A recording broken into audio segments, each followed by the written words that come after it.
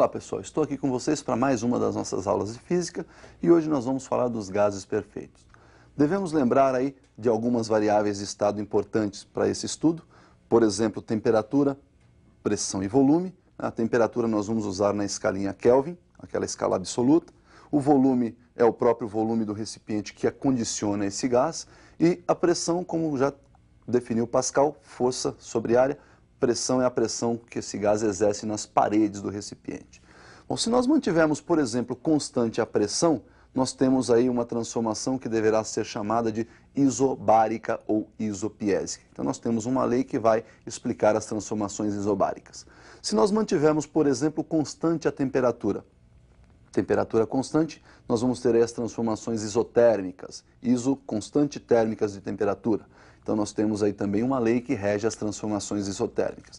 E se nós considerarmos, por exemplo, o volume constante, nós temos as transformações isométricas ou isovolumétricas ou isocóricas, né? Então, volume constante, isocórica, isovolumétrica ou isométrica, também temos uma lei que rege essa nossa transformação.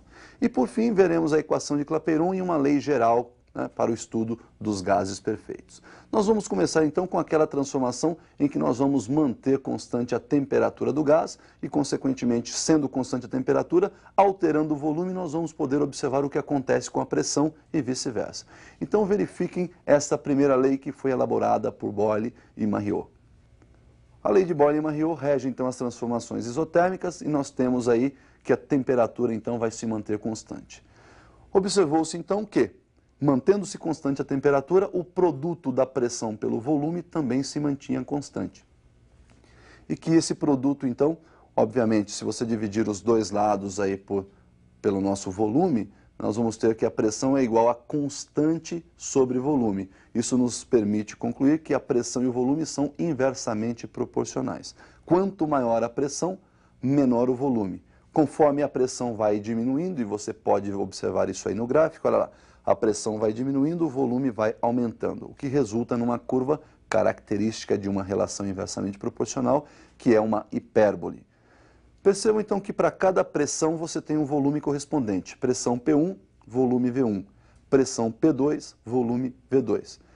Como o PV é constante, eu posso dizer então que o produto da pressão P1 pelo volume V1 vai ser igual ao produto da pressão P2 pelo volume V2 e assim por diante. Isso então também nos permite concluir que todos os pontos que estão sobre esta curva, sobre esta hipérbole, têm a mesma temperatura absoluta. Pessoal, então esta é a primeira lei que rege lá as transformações isotérmicas. A segunda lei, elaborada por Gay-Lussac, ela rege as transformações isobáricas ou isopiésicas. Então nós também vamos definir essa lei mantendo lá a pressão constante e vendo o que vai acontecer com temperatura e volume. Qual a relação entre volume e temperatura? Observem. Nós temos aí uma lei que rege então as transformações isobáricas e mantendo então pressão constante, observou-se que tanto o volume quanto a temperatura variavam na mesma relação, ou seja, uma relação direta. Aumentando o volume, aumentava-se a temperatura. Concluiu-se então que volume era igual a constante vezes a temperatura.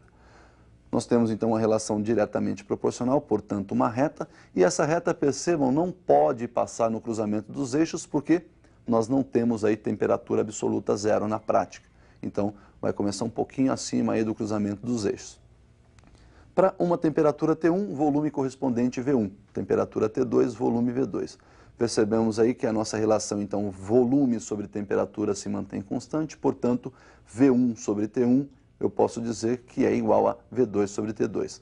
E todos os pontos que fazem parte dessa reta, então, têm a mesma pressão.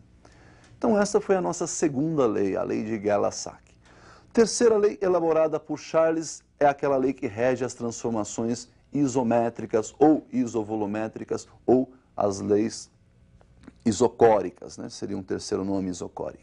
Essa lei, então, é aquela onde nós vamos manter o volume constante, vamos variar a pressão e observar o que acontece com a temperatura.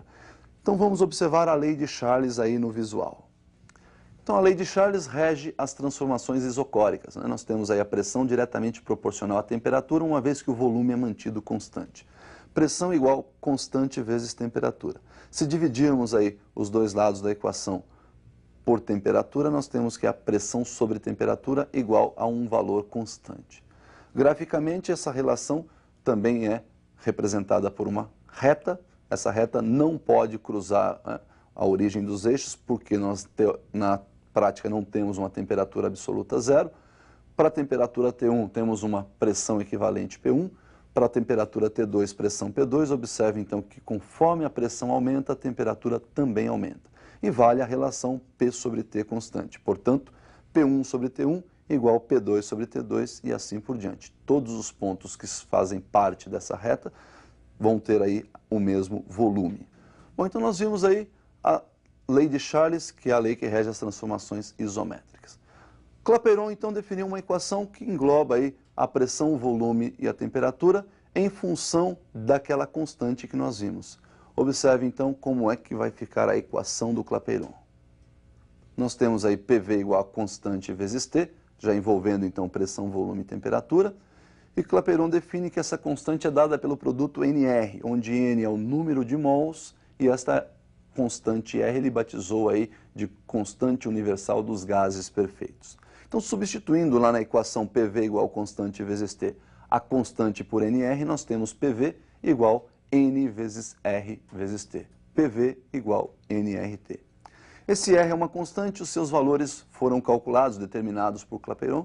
Nós temos lá, então, que esse R vai ser de 0,082 se a pressão estiver em atmosfera ou volume em litros, né?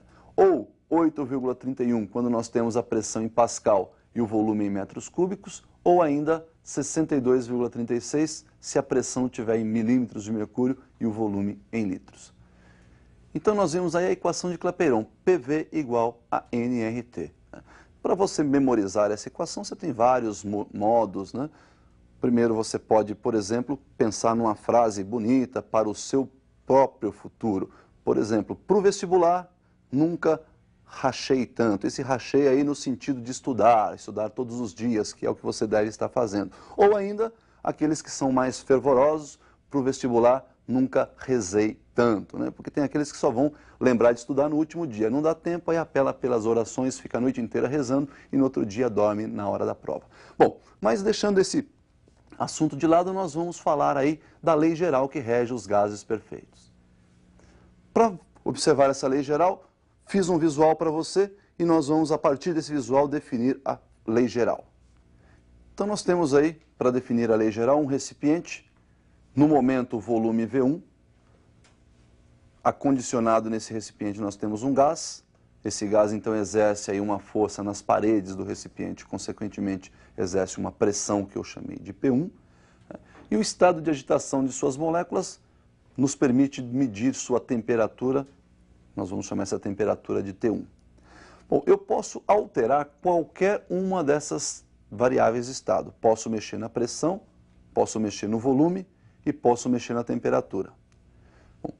Então nós vamos fazer alguns experimentos alterando pressão, volume e temperatura, de modo que qualquer uma dessas três grandezas que sofra alteração vai acarretar aí em uma alteração em pelo menos mais uma delas, ou seja, mudando a pressão, ou o volume ou a temperatura vão alterar para compensar a alteração de pressão. Mas nada impede de que, mudando a pressão, tanto o volume quanto a temperatura também sofram variações. Então, veja bem, eu posso mexer em uma e pelo menos mais uma se alterar, ou posso mexer em uma delas e as duas se alterarem. Bom, o que é importante lembrar aí é que esse recipiente não vai permitir a entrada nem a saída de massa gasosa. Portanto, a massa que nós vamos começar o experimento é a mesma massa que nós vamos terminar o experimento.